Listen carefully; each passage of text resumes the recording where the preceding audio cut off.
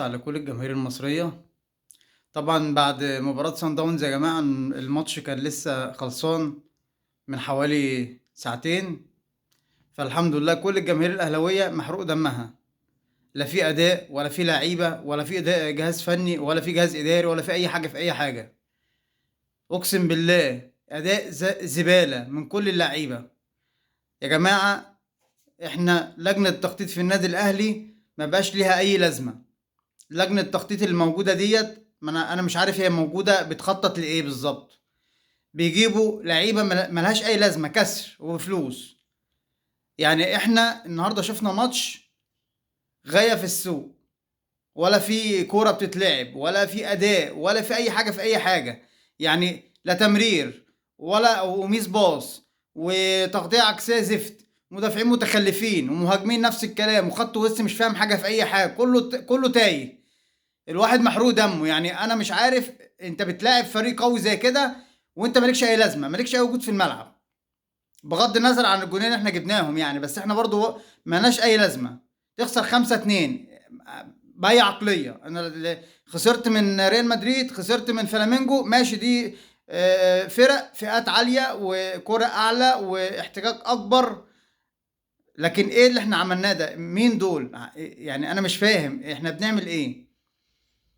الشناوي ما بقاش ليه اي لازمه. لازم له حارس مرمى يا جماعه كبير يقعد وراه احتياطي، يخليه يلعب، يخليه يجتهد في الملعب. لكن هو طول ما هو عارف ان هو ما فيش غيره رقم واحد في النادي الاهلي، عمره ما هيلعب كوره تاني. الشناوي كل الكوره اللي اتشاط عليه دخل الجون.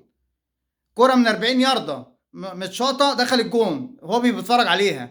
كوره من بره 18 عملت بند في الارض ودخلت فيه جون. انا مش عارف هو بيشوط ايه ولا بيصد ايه، انا مش فاهم هو. يعني انا مش عارف هو عايز ايه. يعني انت دلوقتي لعيب في النادي الاهلي، محتاج ايه تاني؟ ما بتتمرنش ليه؟ اي شوطه من خارج ال 18 بتخش فيه الجون.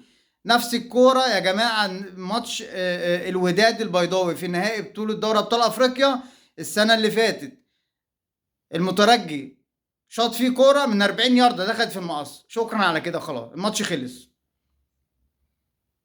عندنا كل اللعيبه مش عارفه حاجه، مش عارفين يباصوا ولا عارف. يعني اساسيات كره القدم يا جماعه، اساسيات كره القدم كمدافع او خط وسط او مهاجم، انت مش عارف تباصي الكوره. انت لعيب كوره بناء على ايه؟ مش عارف تباصي كوره لزميلك، مش عارف تعمل لونج باص، مش عارف تعمل ثرو لمهاجم.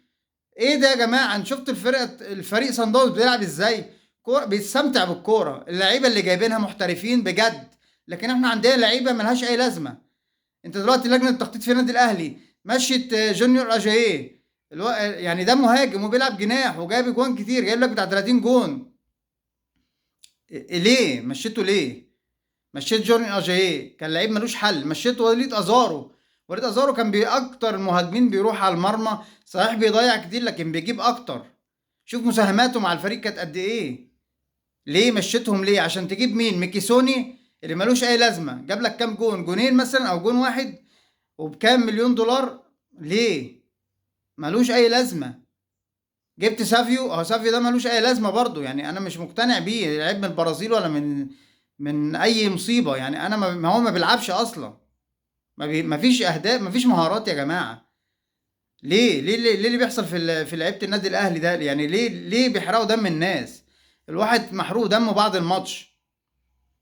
يعني انا مش فاهم. لجنة تخطيط بتجيب لعيبة بناء على ايه؟ او بتبص على ايه؟ او هي بتخطط لايه؟ يعني انت بتجيب، مش عارف تجيب مهاجم. مارسيل كولر معذور يا جماعة، ملوش دعوة. مارسيل كولر دلوقتي بيتكلم ان هو عايز متطلبات معينة، او باك يمين، او مثلا مدافع، او مهاجم، او خط وسط مهاجم، او صانع العاب. انت ما بتجيبلوش حد، انت بتجيب له مين؟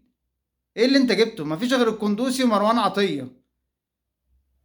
يعني موليكا مثلا ده كان ب 3 مليون دولار او 4 مليون دولار، ما تجيبه يا عم لعيب يخلص لك من نص الفرص يجيب لك من ربع الفرصه بيجيب جون. انت ما عندكش مهاجم بيهدف. محتاج مهاجم قوي قوي وطويل، يعرف يتحرك ويعرف يجيب جوان وضربات هيد ويشوط برجلين الاتنين. لكن اللي احنا شايفينه ده استعباط، مع احترامي لكل اللعيبه اللي موجوده. قفشه ملوش اي لازمه يا جماعه. قفشه بيفضل يلف ويدور يلف ويدور، وكل اللعيبه بقت زيه كده، كلها نفس الاسطمبه. يعني انا دلوقتي جوه الجناح علي معلول فاضي، واحمد عادل طالع بالكوره يفضل يجري بالكوره يجري بالكوره عشان ايه؟ يديها لعلي معلول يكون اتزنق وخلاص، والمدافع الباك اليمين ضغط عليه خد الكوره خلاص. طب ما تديها له وهو فاضي من الاول اصلا، يعني انا مش فاهم ليه اللف والدوران ده كله؟ ليه الكوره تقيله في رجليكوا؟ ما تلعب السهل الممتنع. العب الكوره للعيب اللي جنبك، اللعيب اللي فاضي. تلاقي لعيب منفرد او من ناحيه اليمين بيرسي تاو، مع احترامي المستوى برضو، بيجري ناحيه اليمين وفاضي، العبها له ثرو باص، خدها العبها له لونج باص. اما انت لعيب كوره ازاي؟ عبد المنعم بيلعب الكوره لونج باص بتروح الضربه الركنيه. ازاي يا جماعه؟ يعني اي باي عقل يعني الواحد طلع بره شعوره. يا جدعان احترموا الجماهير وحرقة الدم. كده احنا شكرا يا جماعه، بطوله دوري ابطال افريقيا احنا خرجنا منها، لان مستحيل انت تكسب الهلال و... والقطن الكاميروني والهلال هيسيبك تعدي. ما الهلال اكيد هيكسب صن داونز، مش هيسيب صن داونز على ارضه، لازم يصعد. فيا جماعه يعني الواحد محروق دمه والله، يعني انا مش عارف اقول ايه اكتر من كده. يعني ربنا يرحم الجماهير الاهلاويه على الماتش بتاع النهارده. اللعيبه كلها جابت الضغط للجمهور، والحمد لله هو خلص 5-2 يعني، بالمناسبه يعني. فيا ريت بس مجلس اداره يراعي الجماهير، يا ريت يراعي ان هو يجيب. يعني انت عندك اكبر قيمه تسويقيه، عندك ميزانيه بتعدي ال 2 مليار جنيه، انت مستني ايه؟ ما تجيب لعيبه كويسه يا عم. جبت لك 3 4 لعيبه محترفين على اعلى مستوى، كل لعيب 3 4 مليون دولار، هتخس ايه؟ ما انت عندك فروع وعندك بنيه تحتيه وعندك انشاءات وعندك دخل جاي من الاعضاء، وعندك حاجات كتيره قوي تتحكم فيها، غير بس غير الرعايات. هات يا عم لعيبه، اصرف. الكرة دلوقتي بقت سرعة، احنا ما عندناش سرعة للأسف، عندنا بطء في اللعيبة. اللعيبة بطيئة جدا، لا عارفة تباصي ولا عارفة تشوط. يعني ازاي مش فريق مش عارف؟ يعني لا مهاجم عارف يشوط، ولا خط وسط عارف يشوط. امال انتوا بتعملوا ايه في الملعب يا جماعة؟ انا عايز اعرف اللعيبة دي تتمرن في استاد التتش على ايه؟ بيشوفوا ايه في استاد التتش بينفذوه؟ بتجروا خلاص، هو ده اللي هي دي لعيبة الكورة، ان هو يجري حوالين الاستاد وشكرا على كده خلصنا تمرين يلا نروح. ما هو في يا جماعه في فنيات بتتلعب، في ضربات ركنيه، في ضربات حره. احنا ما بنشوفش الكلام ده من ايام جوزيه. ايام جوزيه كان في ضربات حره بتتنفذ بطريقه معينه، بركات، ابو تريكه، عماد متعب، فلافيو. في ضربات ركنيه بتتنفذ، وفي جمل فنيه تتلعب في الملعب، غير الفنيات التانيه، غير التسديدات. لكن انا دلوقتي انت بتعمل ايه في الملعب؟ ما بتعملش اي حاجه، انت بتقعد تلف وتدور حوالين نفسك عشان تخلق فرصه بس. وطبعا ما فيش اي فريق هيديك فرصه ان انت اصلا تباصي الكوره حتى المهاجم ليك. فالحمد لله، وان شاء الله الخير جاي للنادي الاهلي ان شاء الله. ربنا يستر على بطوله الدوري المصري. شكرا ليكم يا جماعه، استاذنكم بس لايك وشير للفيديو دوت، و... ويا ريت اشتراك في القناه. شكرا ليكم.